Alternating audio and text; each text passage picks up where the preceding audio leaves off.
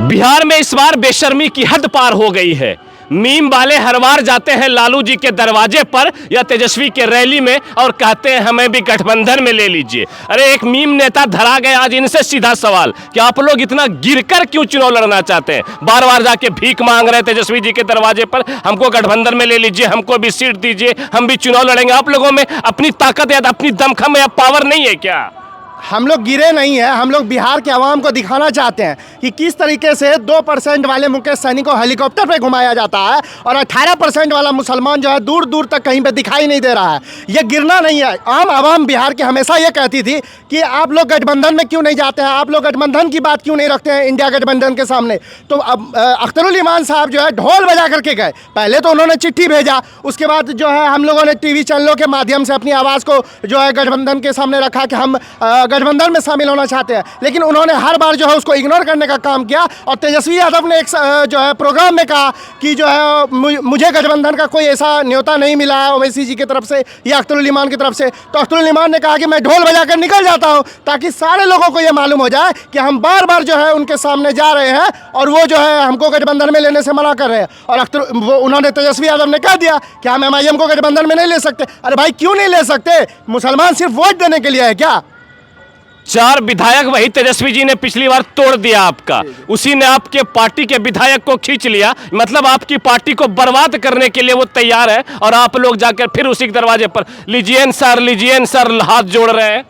देखिए, हम लोग नहीं चाहते हैं कि सेक्युलर वोटों का बिखरा हो। पिछली बार हम 19 सीटों पे लड़े और अल्हम्दुलिल्लाह हमें 5 सीट पे कामयाबी मिली और उन 4 में विधायक जो पार्टी छोड़ करके इंडिया गठबंधन में शामिल हुए, उनकी औकात नहीं थी कि वो मुखिया और जिला परिषद का चुनाव लड़ सके। मगर मजलिस के सिंबल पर अख्तरुल ईमान साहब के नाम पर और असदुद्दीन ओवैसी के साहब के नाम पर वो जीत करके गए और उन्होंने आवाम को धोखा दिया, उन्होंने सीमांचल के आवाम को धोखा दिया।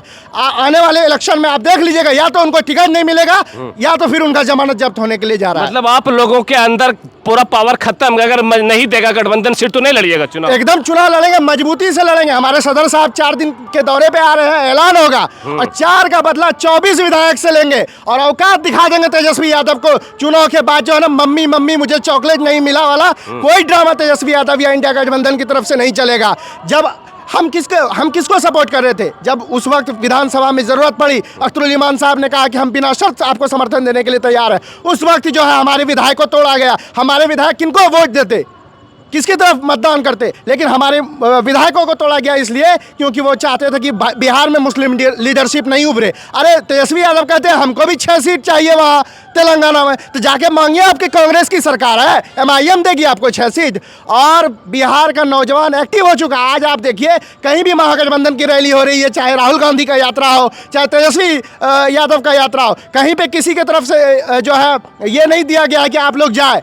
बिहार की आवाम जिनके अंदर लीडरशिप का जो है पैदा हुआ है कि हम वोट देने के लिए काबिल नहीं है, हम जो है राज करने के भी काबिल है, हमको अपनी हिस्सेदारी मिलनी चाहिए।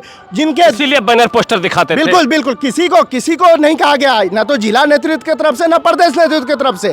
आवाम जो है ये चाहती है कि हम जो है सेक्युलर वोटों का बिखराव ना होने दें, इसीलिए हम लोगों ने 6 सीट पे मांगा। अच्छा 6 सीट मांगा हम लोगों ने, बहुत कम मांगा। हम पिछली बार अपने दम पे 5 विधानसभा सीट निकाले, 4 पे हम सेकंड नंबर पे रहे। अगर 6 सीट आप दे देते, उस मांझी को अब 60 सीट मांग रहा है, उप मुख्यमंत्री का उप मुख्यमंत्री का पद मांग रहा है। आज देखिए पिछली बार 5 विधायक भी नहीं हुए थे मांझी जी के। तो हेलीकॉप्टर पे भी घूम रहे हैं, एकदम हेलीकॉप्टर पे घूम रहे हैं, मछली खा रहे हैं दोनों मिल करके। उनको छोटे भाई कहते हैं और अभी भी कहते हैं कि मेरे दिल में तो जो है मोदी जी है, अगर मोदी जी मेरे लिए ये काम कर दे तो हम मोदी जी के साथ खड़े हैं। उस जैसे लोग क्या भरोसा कि वो कल चुनाव के बाद जो है वो इस बार जो है MIM मतलब के चुनाव लड़ेगी, गठबंधन में नहीं रखा गया, एकदम बिना गठबंधन के लड़ेगी, मजबूती से लड़ेगी।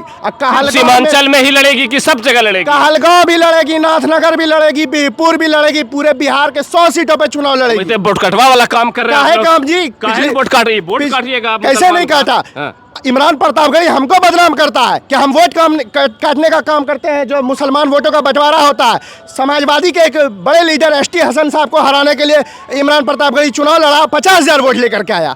वह किसको हराने के लिए आप खड़ा सीमांचल में मजबूत है, सीमांचल में लड़िए, ये कहलगांव हम भागलपुर पूरे- इधर उधर हम सब सीमांचल जगह जाके के मुसलमान का वोट काटिएगा। हम सीमांचल के बाद मिथिलांचल में भी मजबूत है। राणा रंजीत सिंह देख लीजिए आप, एमआईएम का पहला हिंदू उम्मीदवार है और राणा रंजीत सिंह जीत करके एमआईएम के पहले हिंदू विधायक बनने जा रहे हैं। उसके बाद नरकटिया हमारा मजबूत है। गोपालगंज में हम चुनाव जब लड़े उपचुनाव, तो इंडिया गठबंधन के सारे लोग हमारे कैंडिडेट को, मरहूम असलम मुखिया साहब को हराने के लिए पहुंच गए। हमारी बिना मजबूती के क्या, आज आप देखिए कि एमआईएम का क्या खौफ है कि जहां मजलिस नहीं लड़ती है वहां सो कॉल्ड सेक्युलर पार्टी के लोग जो है वोट मांगने तक नहीं जाते हैं। लेकिन जब एमआईएम चुनाव लड़ती है तो मुसलमानों के पैरों में पड़े रहता है कि ओवैसी तो वोट काटने आया है। हमारी याद तब आती है जब ओवैसी हमारा प्रतिनिधित्व करने के लिए हमारे बीच आता है। और हम कहलगांव, सुन लीजिए, आपके माध्यम से हम कहने जा रहे हैं कि हम कहलगांव में भी मजबूती से लड़ेंगे।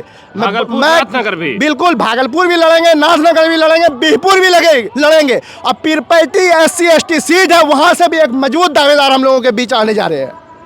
कब आ रहे हो ओवैसी जी ये सब चीज फाइनल करने के लिए? देखिए, ओवैसी जी कल सीमांचल आ रहे हैं, उसके बाद उनका 4 दिवसीय जो है सीमांचल दौरा होने जा रहा है, जिसमें कटिहार, पूर्णिया, अररिया और किशनगंज में उनका दौरा होगा।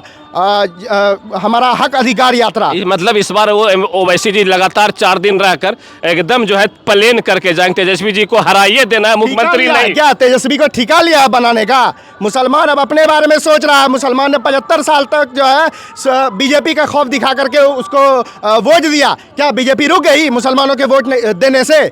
आप यहाँ पिछले विधानसभा का यहाँ का रिजल्ट देखिए, 80,000 मुसलमान वोटर है हमारे विधानसभा में, लेकिन पवन यादव को 1,15,000 वोट आता है और कांग्रेस को वोट आता है 72,000। कहाँ गया हिंदू वोट? क्यों नहीं दिया हिंदुओं ने vote so called secular parties को? सब अपने अपने बारे में सोच रहा है। यादव अपने बारे में सोच रहा है, मांझी अपने बारे में सोच रहा है, चिराग पासवान अपने बारे में सोच रहा है, तो मुसलमान क्यों नहीं सोचे? सैयद फैजान है, भागलपुर के जिला कोऑर्डिनेटर है ऑल इंडिया मजलिस इत्तेहादुल मुस्लिमीन की, और इन लोगों ने ठाना है भागलपुर भी लड़ेंगे, नाथनगर भी लड़ेंगे, कहलगांव भी लड़ेंगे, सीमांचल भी लड़ेंगे, नरकटियागंज भी लड़ेंगे, ढाका भी लड़ेंगे। अब देखिए नतीजा क्या होगा, तेजस्वी यादव को इनसे कितना नुकसान होने वाला है या फिर एमआईएम को चुनाव के बाद कितना फायदा होने वाला है।